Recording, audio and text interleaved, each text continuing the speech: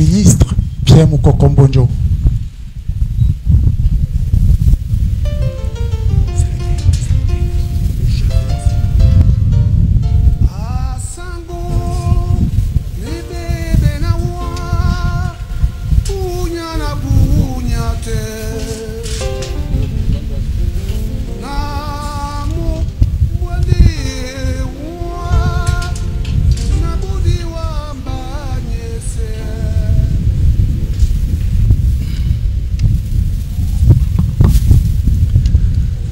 Monsieur le préfet du département du Mungo, représentant personnel du chef de l'État, monsieur le sous-préfet, mesdames et messieurs les parlementaires, leur majesté les chefs traditionnels, ministres du culte, mesdames et messieurs en vos diverses qualités.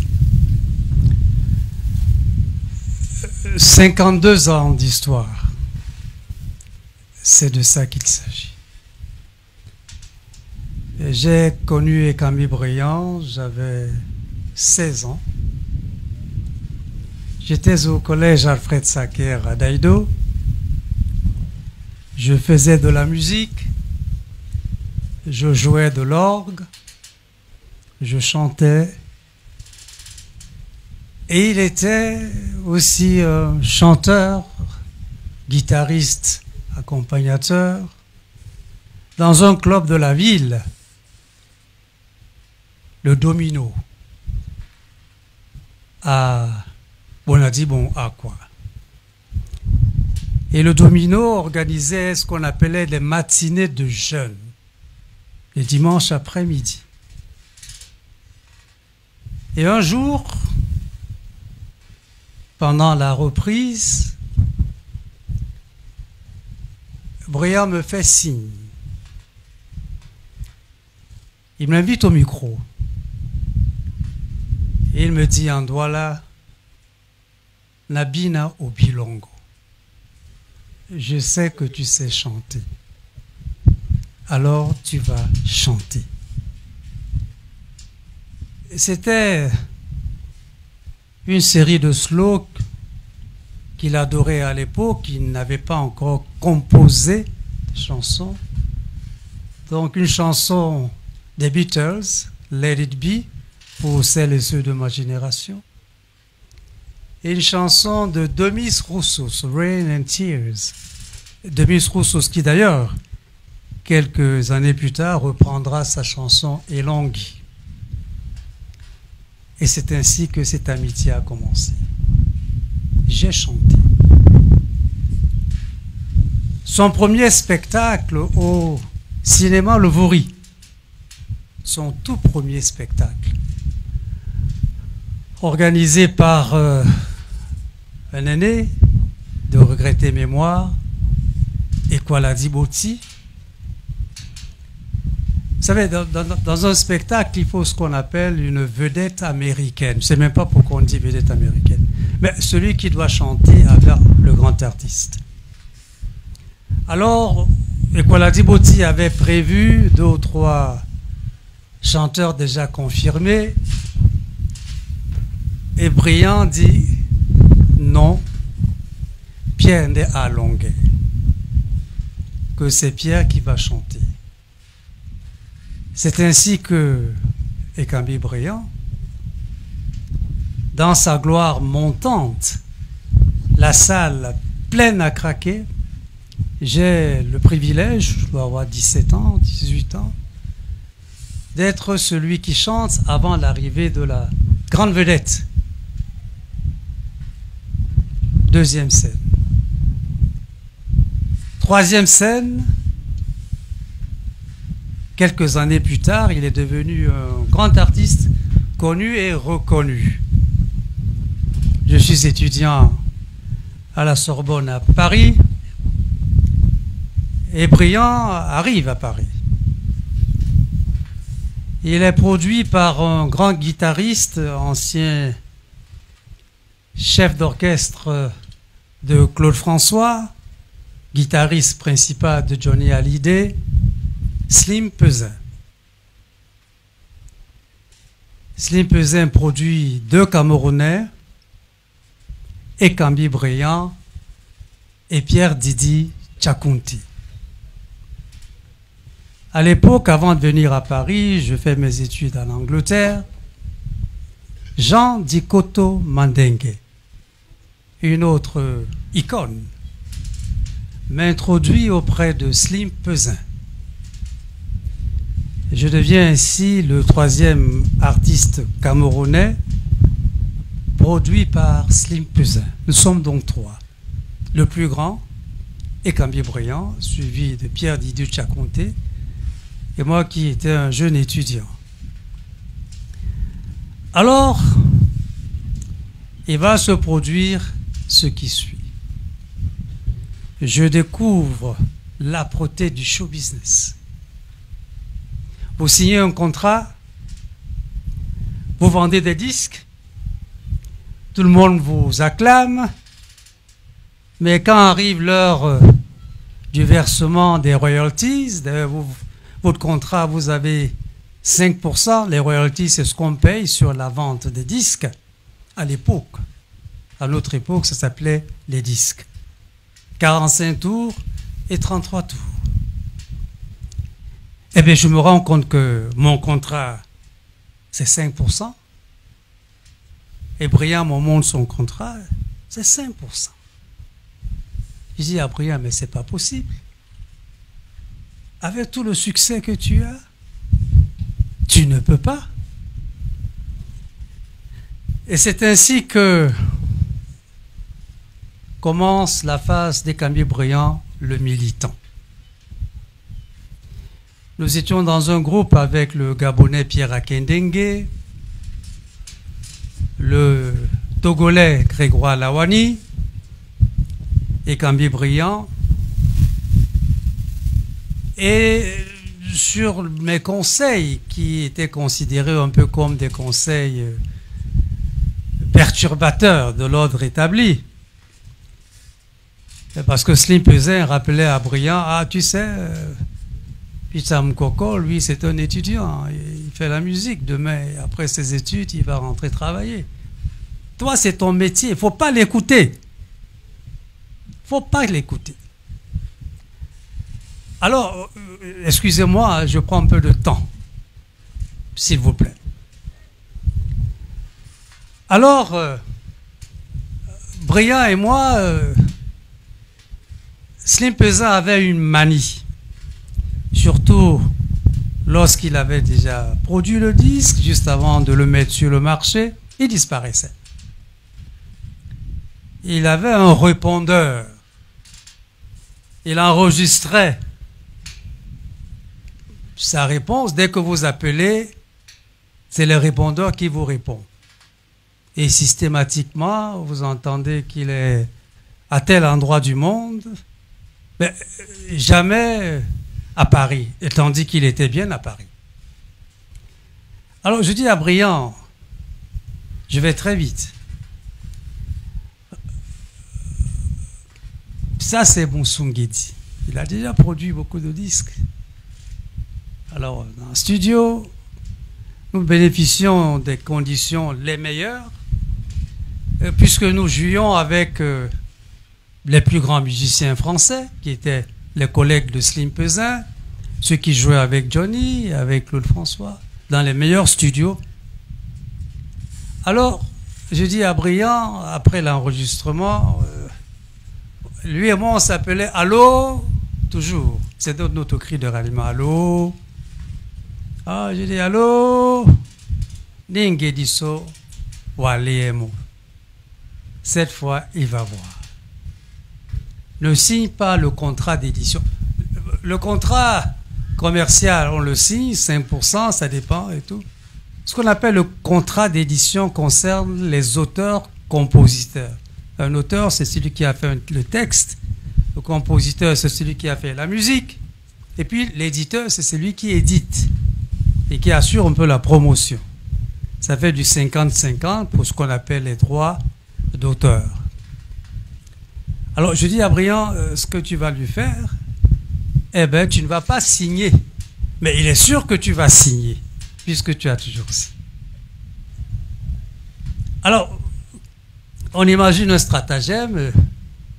Ah ben j'ai dit, tu vas lui faire le même coup. Alors il enregistre dans un répondeur. Quand Slim appelle, Brian dit, je suis à Toronto. Avec sa voix grave, qui s'est maniée. D'ailleurs, son jeune frère, Maître, et lui, ils ont un peu le même thème de voix. Alors l'autre jour, il appelle, il dit, je suis à Copacabana. Ainsi de suite. Une semaine, 2 semaines. Brian avait un appartement à Neuilly-sur-Seine, il vivait avec Céla Stella à l'époque. Alors, Slim, qui a mis beaucoup d'argent dans cette chanson, perd son sang-froid. De temps en temps, il vient en bas de l'immeuble. Et puis un jour, nuitamment, il dit, allô, c'est Gasmouembois ou Yambois. Il a quitté chez... Là, il est venu dans ma petite chambre d'étudiant. Ce stratagème a duré peut-être 3 semaines.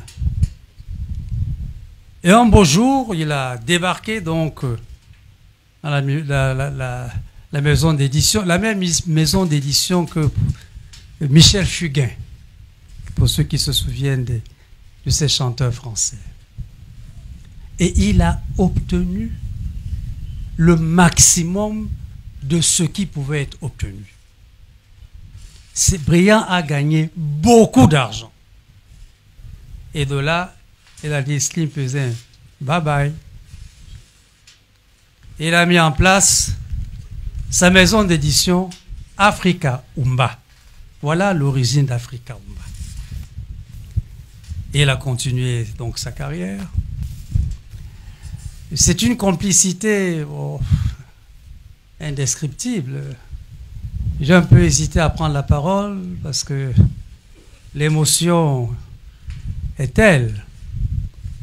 Alors, un autre aspect, ce que mon collègue Alaka vient de dire, la curiosité intellectuelle. Ce que j'avais constaté, que c'est à l'époque, il y avait un grand débat économique en Europe. C'est Margaret Thatcher qui était Premier ministre en Angleterre. On parlait du monétarisme. Alors Brian vient chez moi un jour, il me dit, allô, Thatcher, monétarisme, ni qu'il y a plein de quoi, Nanji. Je lui ai expliqué. Brian ne passait pas un jour sans acheter et lire le journal Le Monde. Il s'est mis à suivre des cours pour être à même de suivre l'actualité internationale, non seulement de suivre, la comprendre et de l'expliquer. Et ainsi, il était capable de tenir une discussion intellectuelle de haut niveau, et bien sans que les gens sachent que c'est quelqu'un qui travaillait beaucoup. Dernière scène. Je reviens à la musique. Mon dernier disque, j'en ai fait au total 4, un 45 tours et 3 33 tours. Le dernier, dont le titre phare c'est Le Nouveau Millionnaire. Brian a dit, allô, tu as déjà fait plusieurs disques, mais je n'ai jamais joué dans ton disque. Je dis, allô, ce serait un grand honneur pour moi que tu diriges l'orchestre pendant les enregistrements. Et c'est ainsi que Brian a dirigé l'orchestre et que Jean Dikoto Mandenge a traversé la Manche, est venu de Londres pour jouer à la basse avec un certain nombre d'artistes. Je ne sais pas si Jeannot est là. Il est malade. Alors, il y avait beaucoup d'autres artistes. Claude Vamur, qui deviendra le batteur du groupe Kassav. Jean-Claude Nemro, qui deviendra le pianiste du groupe Kassav. Il y en avait 3 ou 4. Les Kassav, ça n'existait pas encore, ça est venu par la suite. Et Brian à la guitare, sèche. Et Toto Guillaume, Togi, je ne sais pas si Togi est là. À la guitare donc électrique. Et voilà comment mon dernier disque a été fait, avec l'une de ses principales choristes, Marie-Lou, de regretter mémoire, qui est morte il y a quelque temps. Donc voilà un peu ce parcours de plus d'une cinquantaine d'années que je tenais à restituer en souvenir de cet ami qui nous quitte. Je rends grâce à Dieu parce que au plus fort de sa maladie, au moment où le chef de l'État a décidé de le faire évacuer en Turquie, il se posait à lui un problème de visa à l'ambassade de Turquie. Et alors s'est souvenu que même comme je suis maintenant à Addis Abeba, il m'a demandé si je suis à Yaoundé. J'ai dit ça tombe bien, je suis à Yaoundé. Et usant de mes relations tirées de mes anciennes fonctions, relations extérieures, et j'ai pu lui faire obtenir le visa avec son médecin, le docteur Zoa. Et dès qu'il a reçu son visa avec sa tendre épouse, les deux, sans attendre le docteur Zoa, il dit « Je pars ». Alors, le docteur Zoa me dit « Écoutez, il n'y a que vous qui pouvez le faire, le raisonner, dites-lui d'attendre ». Et Brian me dit ceci « Allô, Nasenga Sese, ouais. J'ai très mal. Il faut que je voyage. » Et il a voyagé. On est resté en contact. Il est revenu et il est parti. Comme l'a dit l'évêque tout à l'heure, l'inspiration du moment, ce que j'ai envoyé comme message, c'était qu'effectivement, après avoir chanté pour nous, qu'il soit admis dans la grande chorale d'en haut pour chanter avec les anges et l'onguille. Je vous remercie. Vous ne partez pas, Excellence, pardonnez-moi. Pardonnez-moi de vous retenir quelques secondes. D'ailleurs, je présente mes plus plates excuses au représentant personnel du chef de l'État, Otopina Brian Atakwana Abina Obilongo. Sonson.